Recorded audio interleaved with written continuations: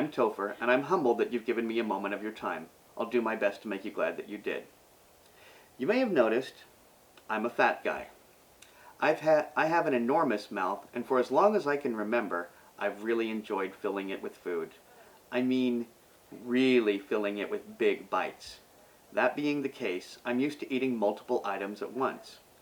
By multiple items at once, I'm not talking about that nacho that somehow managed to get every single topping on it. I'm talking about 2 or 3 chips at a time. Handfuls of kettle corn. And fistfuls of tiny cookies. Not long ago, I came across a story on abcnews.com, link attached below. It reminded me of something I had heard originally in the 80s, that cutting or breaking your food into smaller pieces can help you lose weight.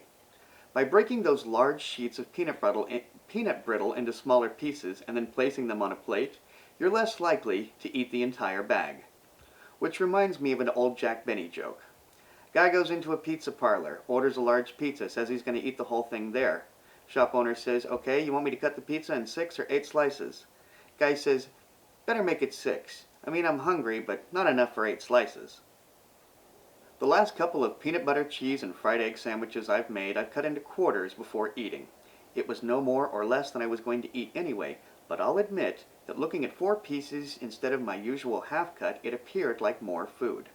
Later, when I grabbed some potato chips, you know, the kind that arrive in a tennis ball can, it occurred to me that I could apply the same concept to other foods.